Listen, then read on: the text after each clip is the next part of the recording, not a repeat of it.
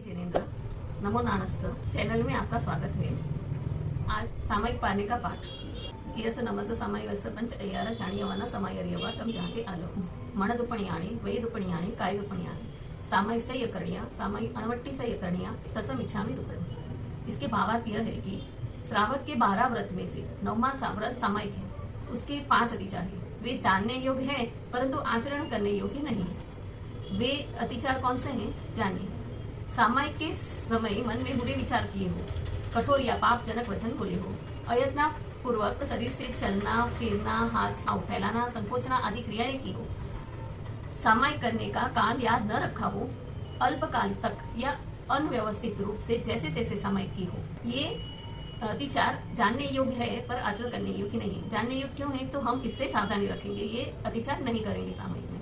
और अगर इन 5 अतिचारों में से होने वाला अगर कोई भूल से हुआ हो ये 5 अतिचार तो मेरा पाप निष्फल है। आगे सामायम समम कायणम न फास्यम न पाल्यम न तीर्यम न किट्टियम न सोय्यम न आराये अणाय अणुपाल्यम न भवै तसम इच्छामि दुक्कडम। सामायिक का सम्यक प्रकार से इसका भावार्थ यह है कि सामायिक का सम्यक प्रकार काया से स्पर्श न किया हो, उसका पालन न किया हो, अतिचार टालकर उसकी शुद्धि न की हो, शोभा से युक्त न की हो, उसे पूर्ण न किया हो, इसे सामायिक को पूर्ण न किया हो, कीर्तन न किया हो, सामायिक में उसकी आराधना न की हो एवं जिनेश्वर की आज्ञा अनुसार उसका पालन न किया हो तो उससे होने वाला मेरा पाप निष्फल है। ये सामायिक पारणे का पाठ है। प्रश्न उत्तर। सामायिक कहाँ करने चाहिए तो सामायिक निर्वध्य स्थान में करें जहाँ संत सतियां विराजते हों वहाँ या उसके अभाव में अगर वो नहीं है और जहाँ श्रावक आदि धर्म क्रिया करते हो तथा अपने घर में सामायिक करो तो एकांत में करो। दूसरा प्रश्न है सामायिक के उपकरण क्या है तो सामायिक के मुख वस्त्रिका मतलब मुखपति आसन दुपट्टा चोलपट्टक कुंजनी माला धार्मिक पुस्तक आदि।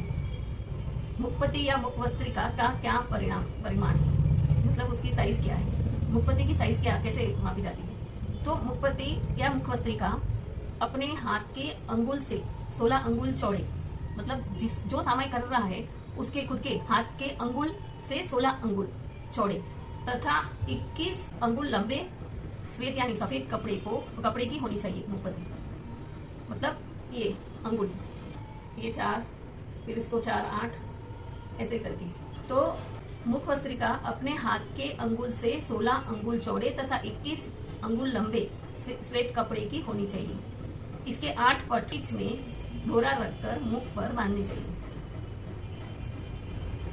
इसे मुखवस्त्रिका क्यों कहते हैं? यह मुख पर बांधी जाती है इसलिए इसे मुखवस्त्रिका कहते हैं। मुखपति या मुखवस्त्रिका मुंह पर बांधने से क्या लाभ है तो खुले मुंह की भाषा की भगवती सूत्र शतक 16 उद्देशक 2 में सावध्य भाषा बताइए। सावध्य मतलब सावध्य उसका मतलब है कि हम किसी को दुख पहुंचाए या हिंसा करें उसको सावध्य बोलते हैं। तो सावध्य भाषा बताइए। सावध्य भाषा बोलने का सामायिक में त्याग होता है। मुख वस्त्रिका नहीं बांधने से बोलते समय जो वेग पूर्वक वायु निकलती है मतलब हम जो बोलते हैं उसके मुंह की भाप निकलती है उससे बाहरी वायु के जीव टकरा कर मर जाते हैं। मुख वस्त्रिका बांधने से उसकी रक्षा हो जाती है। सामायिक में हमारी प्रवृत्ति आसिक रूप से साधु जैसी होती है।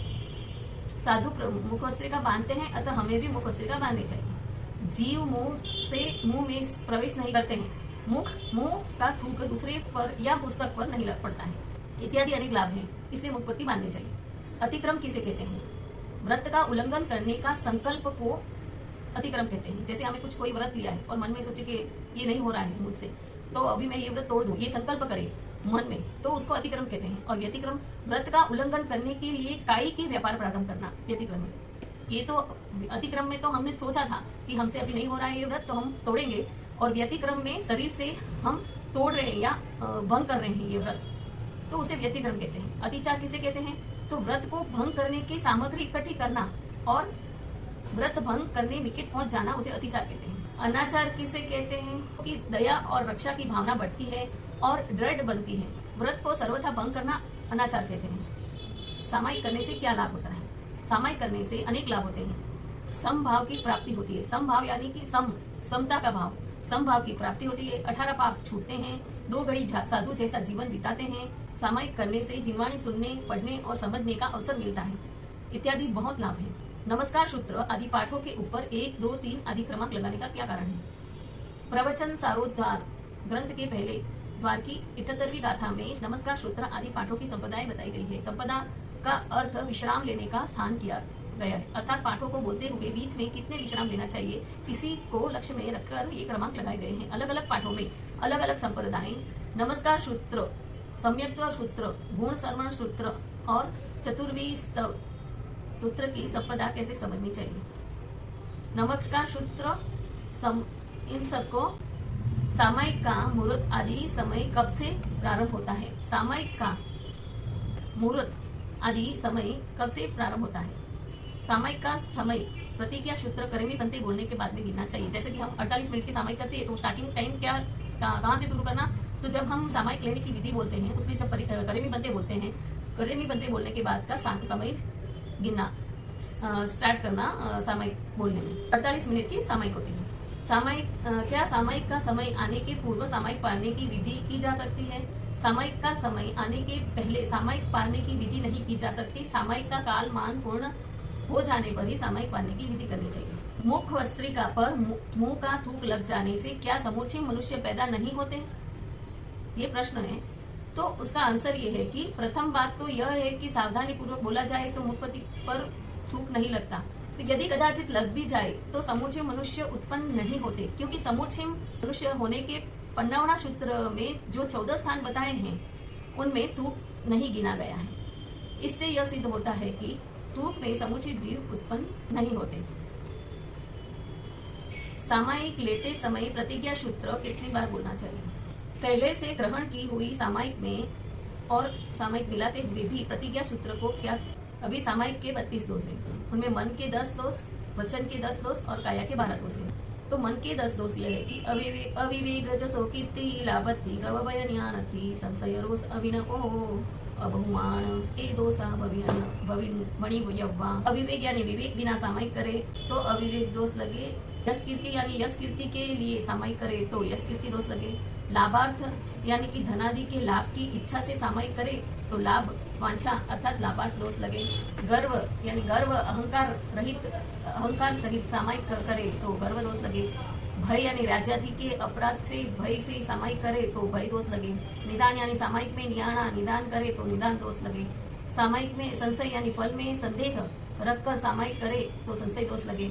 रोष यानी कि सामायिक में क्रोध मान माया लोभ करे तो रोष दोष लगे। अभिनय यानी अभिनय पूर्वक सामायिक न करे तथा सामायिक में देव गुरु धर्म की अभिनय आशा न करे तो अभिनय दोष लगे। अबहुमान यानी कि बहुमान भक्ति भाव पूर्वक सामायिक न करके बेगारी से सामायिक करे तो अबहुमान दोष लगे। ये 10 दोष मन के। अभी वचन के कुवयान स साकारी सछंद संखेव कलहम च विहासो सुत्तम निरवेखो मुणमुणा दोषा दस। कुवचन यानी कि सामायिक में कुवचन बोले तो कुवचन दोष लगे। ससाकार यानी कि सामायिक में बिना विचारे बोले तो ससाकार दोष लगे। स्वच्छंद यानी सामायिक में राग उत्पन्न करने वाले संसार संबंधी गीत ख्यालाती गीत गाना गावे तो स्वच्छंद दोष लगे। संक्षेप यानी कि सामायिक के पाठ और वाक्य कम करके बोले तो संक्षेप दोष लगे। कलह यानी सामायिक में क्लेशकारी वचन बोले तो कलह दोष लगे। विकथा यानी सामायिक में स्त्री कथा, भोजन कथा, देश कथा, राज कथा, इन 4 की कथा में से कोई कथा करे तो भी कथा दोष लगे। हास्य यानी सामायिक में हंसी मजाक करे तो हास्य दोष लगे। अशुद्ध यानी सामायिक में पाठों का उच्चारण भली प्रकार नहीं करे अथवा सामायिक में अव्रति को आओ पधारो कहकर सत्कार सम्मान देवे या उसे आने जाने का कहे तो अशुद्ध दोष लगे। निरपेक्ष यानी सामायिक में उपयोग बिना बोले तो निरपेक्ष दोष लगे। मुणमुण यानी सामायिक में स्पष्ट उच्चारण न करे तो गुण मतलब गुनगुनावे और मुणमुण तो मुणमुण दोष लगे। ये 10 दोष है वचन दोष। अभी काया के दोष। कुआसनम चलासनम चलडिट्ठी सावच क्रिया लंबना कुंचन पसारणम आलस मोडन मल विमासनम निदाविया वचंती 12 काय दोषा। अर्थात कुआसन यानी कि सामायिक में अयोग्य आसन से बैठे तो कुआसन दोष लगे। ठांसली मारने से बैठना, पांव पर पांव रखकर बैठना, पांव पसार कर बैठना, अभिमान सूचक आसन से बैठना आदि सभी कुआसन अयोग्य आसन है। चलासन यानी कि सामायिक में स्थिर आसन न रखे आसन बदलता रहे तो चलासन दोष लगे। चल दृष्टि यानी कि सामायिक में दृष्टि को स्थिर न रखे तो चल दृष्टि दोष लगे। सावत्य क्रिया यानी कि सामायिक में शरीर से सावध्य क्या करे, घर की रखवाली करे, इशारा करे तो सावध्य क्रिया लगे। आलंबन यानी कि सामायिक में बिना कारण भीत आदि का सहारा लेवे तो आलंबन दोष लगे। आंकुचन प्रसारण मतलब सामायिक में बिना प्रयोजन हाथ पांव संकोचे पसारे तो आंकुचन प्रसारण दोष लगे। आलस्य यानी कि सामायिक में अंग मोड़े तो आलस्य दोष। मोड़न यानी कि सामायिक में हाथ पांव का कड़का निकाले तो मोड़न दोष। मल यानी कि सामायिक में मैल उतारे तो मल दोष लगे।